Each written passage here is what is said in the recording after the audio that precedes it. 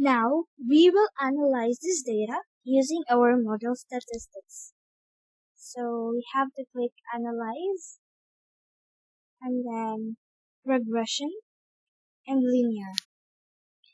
And then you will be directed to this dialog box. As you can see, there's a dependent here and independent here. Now we have to transfer change in hygiene to our dependent and no affiliation versus crusty to our independent, no affiliation versus metaller to our independent, and no affiliation versus indicate.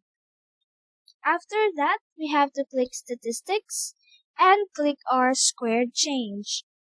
And after clicking it, we have to click also the Durbin-Watson and click continue.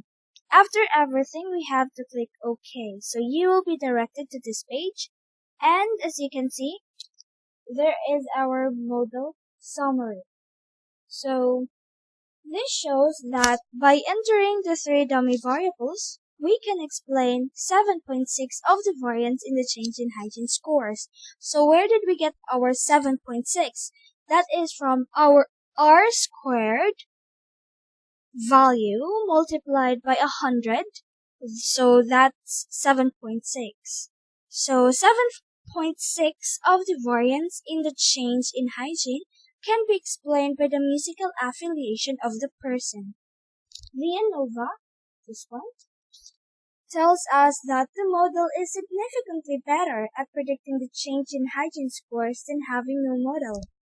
Most of this should be clear from what we had talked about with our previous discussion. So what's more interesting is how we interpret the individual dummy variables.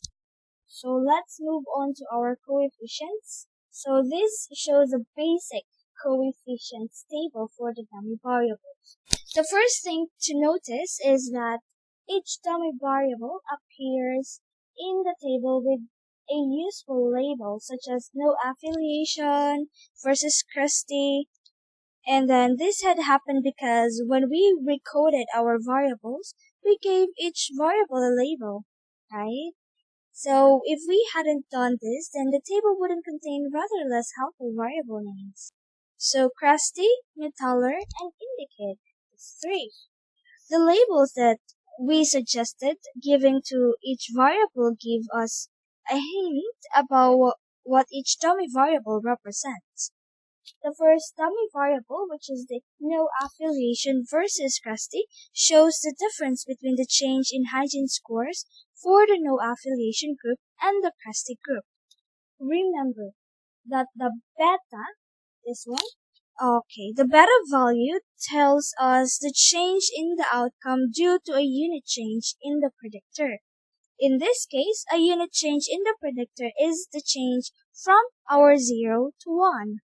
As such, it shows in the shift in the change in hygiene scores that results from the dummy variable changing from 0 to 1. So that is our crusty.